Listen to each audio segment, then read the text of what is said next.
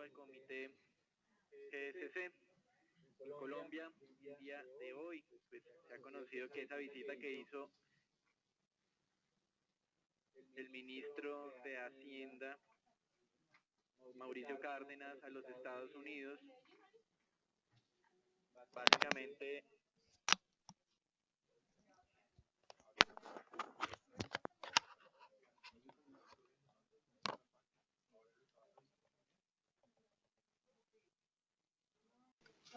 Muy buenos días a todos. Vamos a dar inicio al comité GSC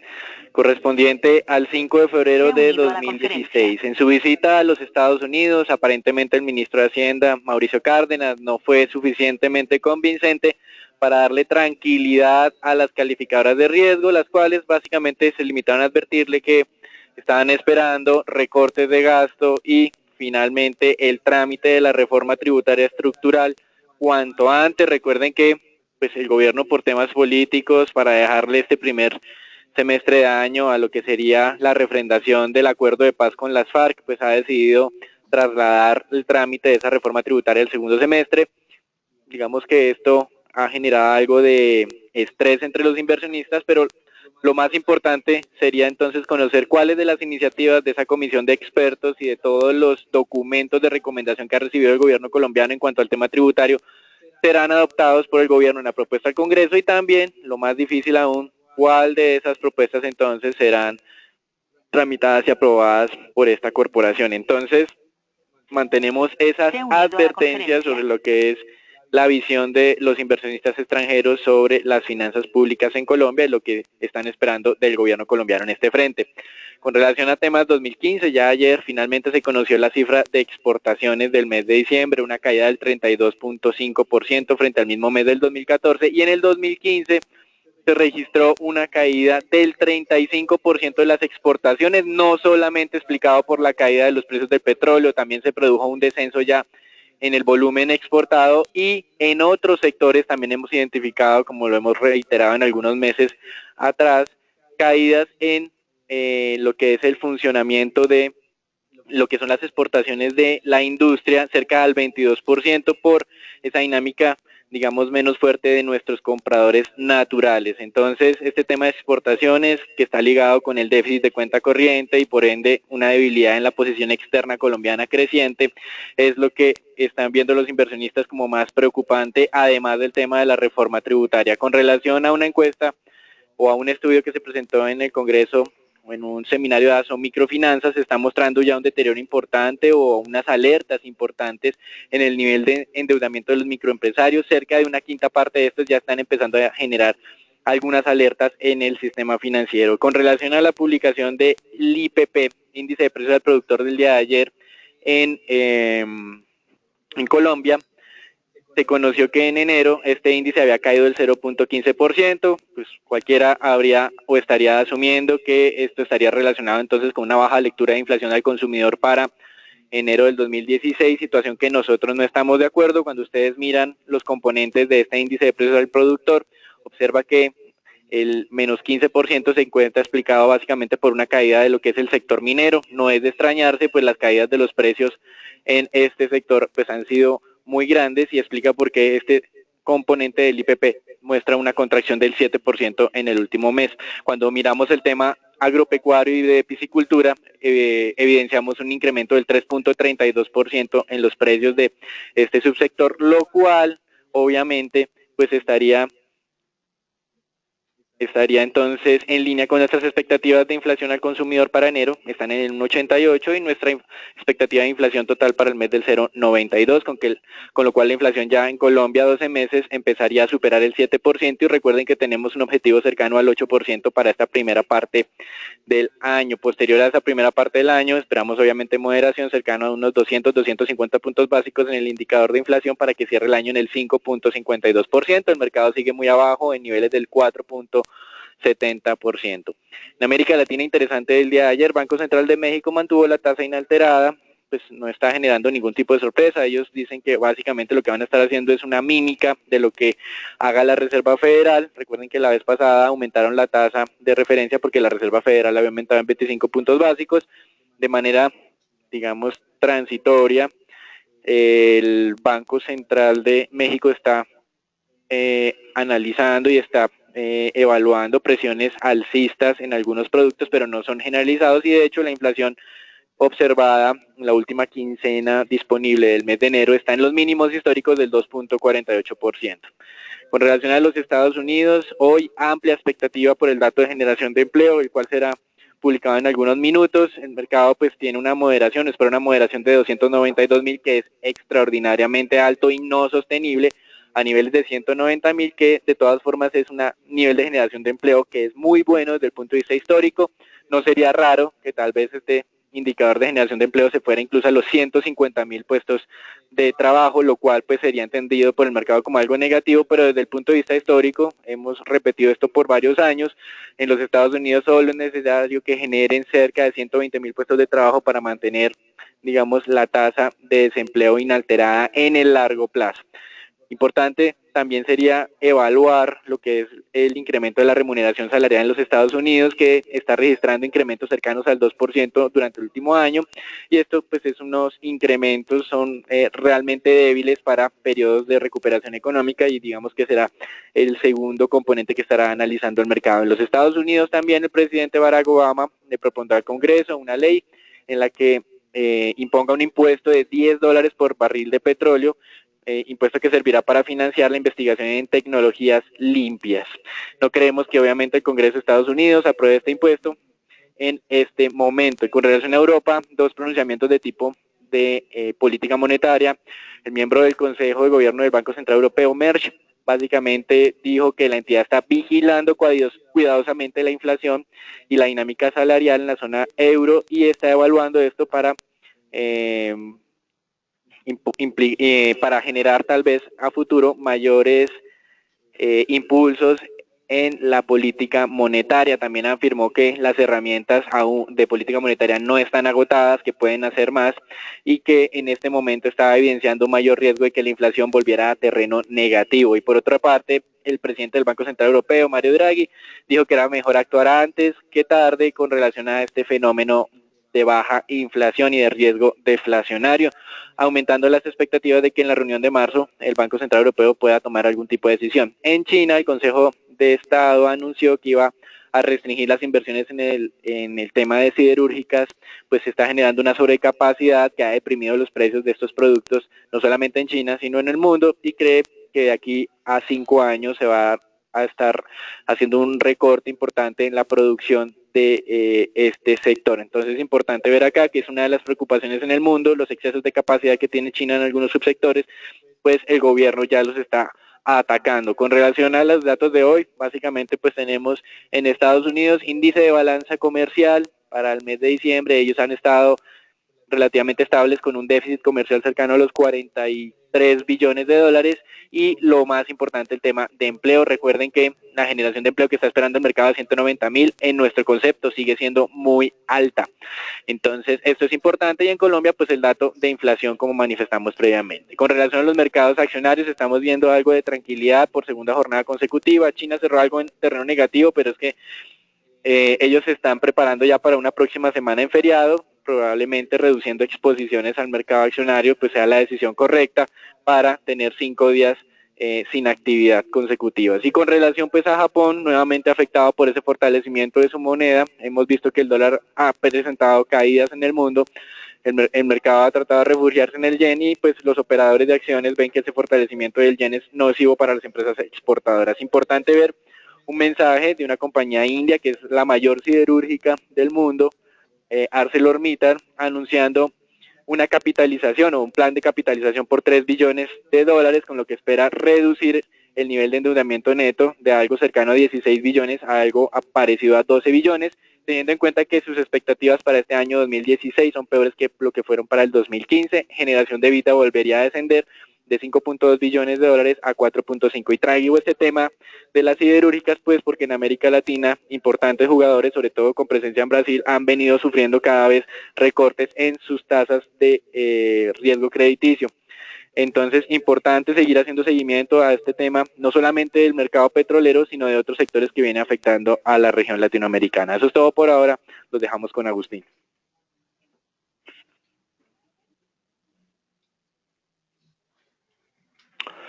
En el día de ayer observamos una valorización del 0.68% en nuestro índice Colcap y aquí bien interesante traer y analizar esta gráfica que, como ustedes pueden ver, está tratando de romper un número bien importante en la zona de los 1188 puntos. Es una media móvil de 100 días y también es una zona de resistencia en el largo plazo. De consolidarse entonces esta ruptura durante las siguientes jornadas, podríamos empezar a pensar en un cambio de tendencia estructural. Les recuerdo que estamos vigilando y monitoreando la zona de los 1100 puntos en la parte baja de este índice, en donde en el muy corto plazo esperamos entonces que no se genere alta volatilidad.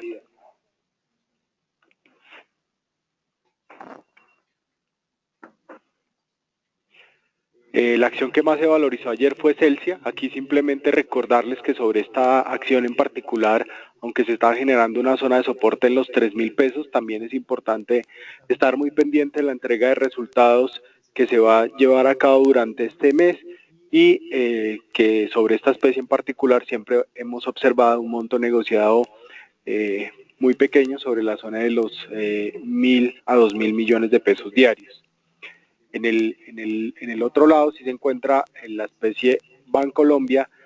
preferencial Bancolombia, en la cual observamos acá un movimiento bien interesante. En la jornada anterior, una desvalorización de 24.000 millones de pesos, pero lo más relevante aquí fue el monto negociado que se acercó a los 27.000 millones de pesos. Para las personas que continúan con posiciones largas, nos mantenemos ahí con la recomendación de manejar un trailing stop sobre los 23.800, sobre esta especie en particular. Nosotros mantenemos una visión neutral.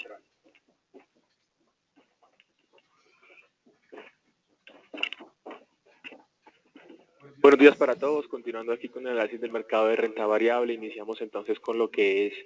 el análisis del mercado de repos aquí en Colombia. Vemos que entonces el saldo en repos cae de forma significativa, un 6,15%, y este se ubica entonces sobre los 487.000 millones de pesos colombianos,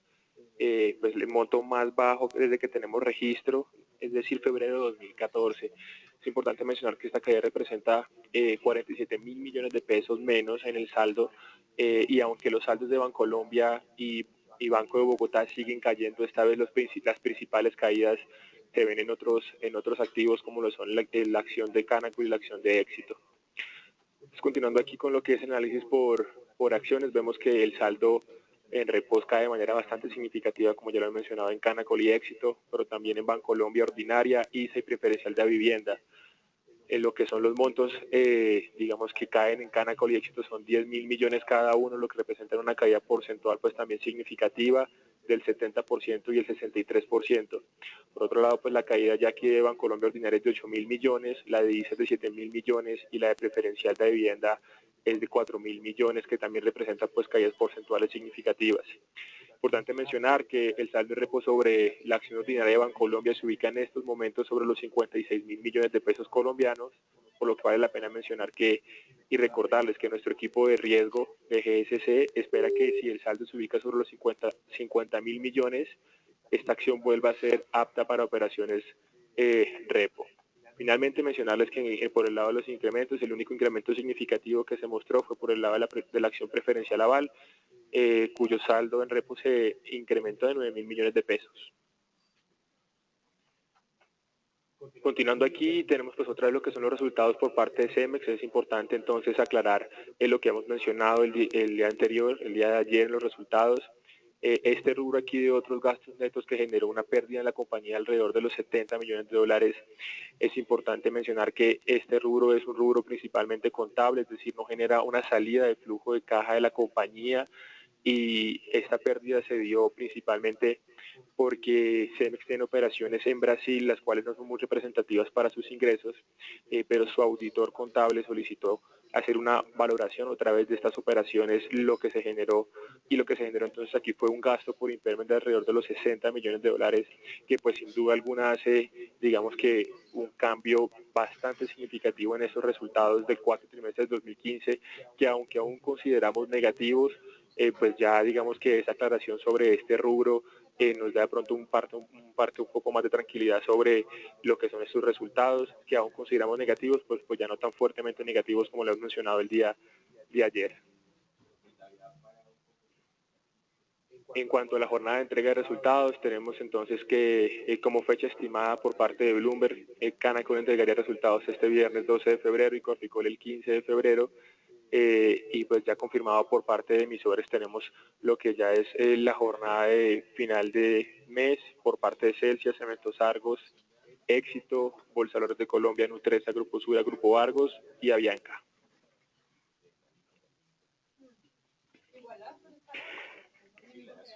Bien, aquí en el mercado mundial de monedas pues teníamos un mercado con muy pocas variaciones antes de la publicación de este dato de empleo en Estados Unidos. Sin embargo, pues ya una vez conocido el dato que fue de 151.000 cambios en las nóminas, aquí lo que estamos observando en este momento en el dólar es una pérdida de valor frente a algunas de las principales monedas. De hecho, el euro se está valorizando,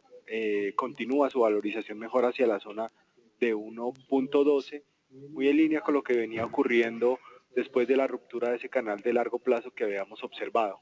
Entonces acá incluso el euro, después de haber alcanzado, de la publicación de este dato, alcanzó a tocar la zona de 1.1250. Lo que estamos observando en el mercado es que efectivamente los datos no están siendo muy bien tomados por los diferentes inversionistas y sobre todo en los activos de Estados Unidos, que continúan entonces perdiendo en la moneda estadounidense, continúa perdiendo terreno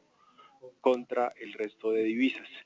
En el peso mexicano, el día de ayer ya lo había manifestado Daniel, se mantuvo la tasa de interés de referencia en el 3.25%. El peso mexicano está reaccionando a la baja aquí, fortaleciéndose también levemente contra el dólar.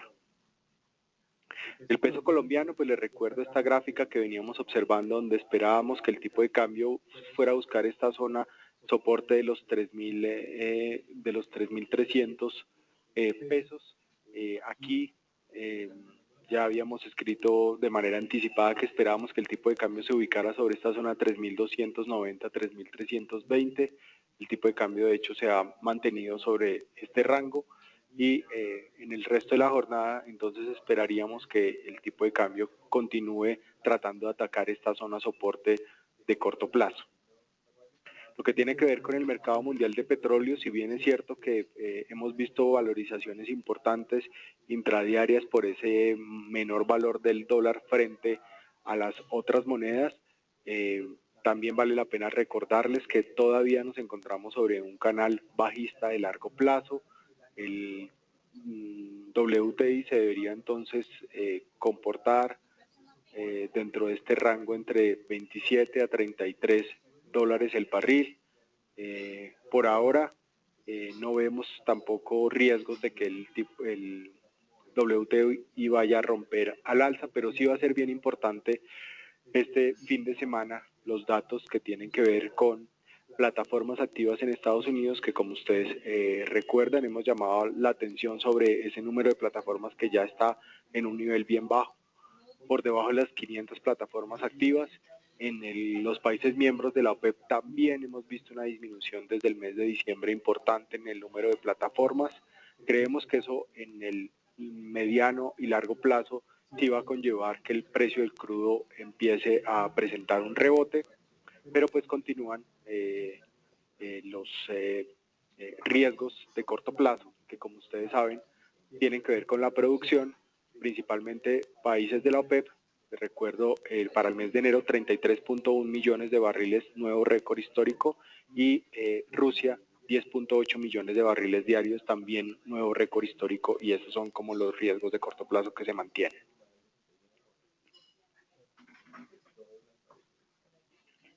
Muy bien, los mercados de renta fija entonces, con estos datos de generación de empleo en Estados Unidos, están relativamente tranquilos. Recuerden lo que anticipábamos al inicio de nuestro comité, donde nosotros decíamos que esperar 190.000 puestos de trabajo de todas formas era una cifra muy alta. Esos 290.000 de diciembre no eran sostenibles, históricamente en niveles cercanos a 200.000 es un nivel de generación, de recuperación fuerte de la economía. Creemos nosotros, como hemos venido insistiendo desde cerca del mes de agosto o septiembre del año pasado, que la generación de empleo en Estados Unidos tiene que tender a moderarse hacia niveles de los 130.000, 140.000. No es necesario en este momento contar con una generación de empleo tan fuerte. Lo importante en este momento es empezar a evidenciar incrementos salariales más fuertes a ese 2,5% que tenemos actualmente. Como esas noticias nos están mostrando que la tasa de desempleo descendió del 5 al 4,9%, la remuneración salarial se aceleró del 2,2% al 2,5%, entonces en cierta medida estos datos hasta el momento no han tenido un mayor impacto, a pesar de que en teoría la generación de empleo estuvo muy por debajo de lo esperado. Con relación pues a lo que estamos viendo en los Estados Unidos, el día de ayer contamos con más declaraciones de miembros de la Reserva Federal, donde únicamente Loretta Mester, gobernadora de la Fed,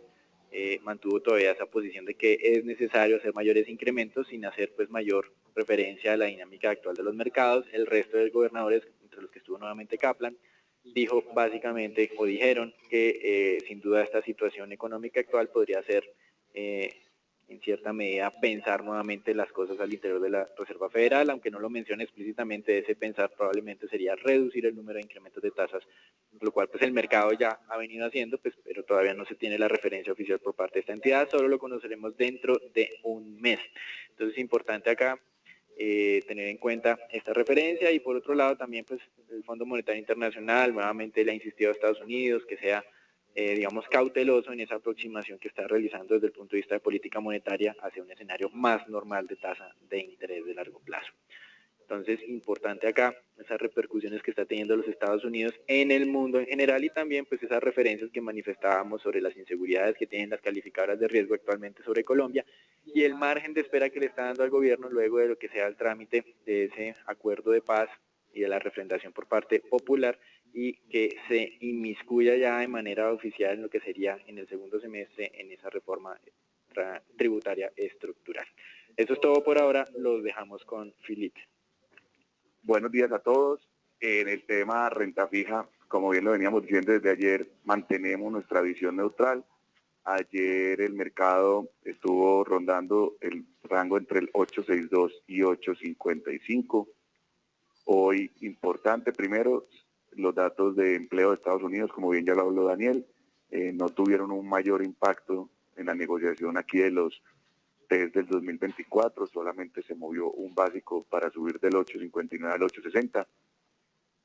Seguimos esperando el dato de inflación hoy a las 7 de la noche. Recordar que nuestra predicción .92 para alcanzar la 12 meses 7.07. Y seguimos manteniendo recomendación de compra entre el 8.66 y el 8.70, nivel importante para ir a buscar el 8.50. Vamos a mantenernos en ese rango, no vemos mucha volatilidad el día de hoy, salvo el lunes un dato muy desfasado del 1 para arriba o del 1 para abajo, podría generar la ruptura de ese rango 66-70 arriba o la ruptura del rango del 50 abajo. De resto, desearles a todos un excelente día y muchas gracias por participar en nuestro comité diario.